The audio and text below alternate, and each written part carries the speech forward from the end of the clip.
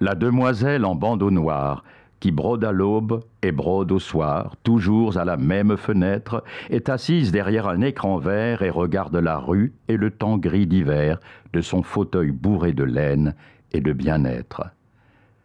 Deux béguines ont salué l'apothicaire très bas, puis ont quitté son seuil à reculons. Le sacristain s'en est allé chez le vicaire, le cantonnier a balayé à gestes longs, l'égout bondé de crasse et de fange velue. Et maintenant, voici, à l'heure de midi, le jovial bourgmestre qui vient, s'arrête et longuement salue la demoiselle à sa fenêtre. Avec ses mains de pluie et de brouillard, depuis des jours et puis des jours, décembre mouille les murs, les toits et les hangars. Heureusement que dans sa chambre, la demoiselle en bandeau noir peut surveiller jusqu'au soir un feu joyeux où s'éclairent et bougent flammes, au clair papillon rouge.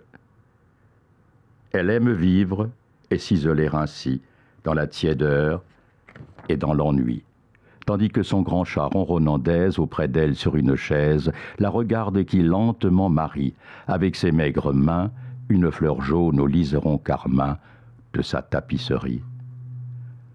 La demoiselle nourrit en elle l'amour d'une amour infidèle, silencieusement.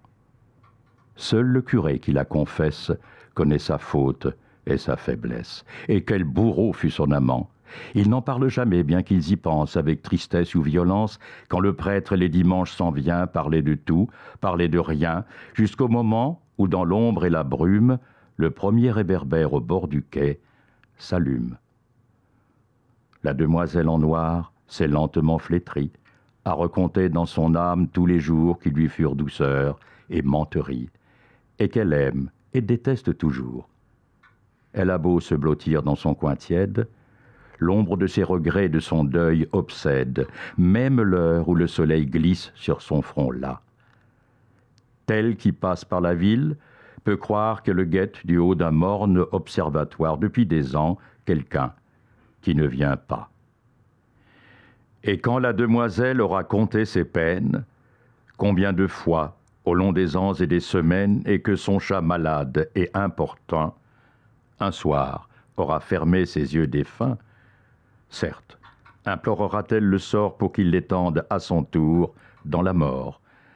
Alors, pour la première fois, le jovial bourgmestre, à l'heure de midi, passant sur le trottoir, y passera sans saluer à sa fenêtre la demoiselle en bandeau noir.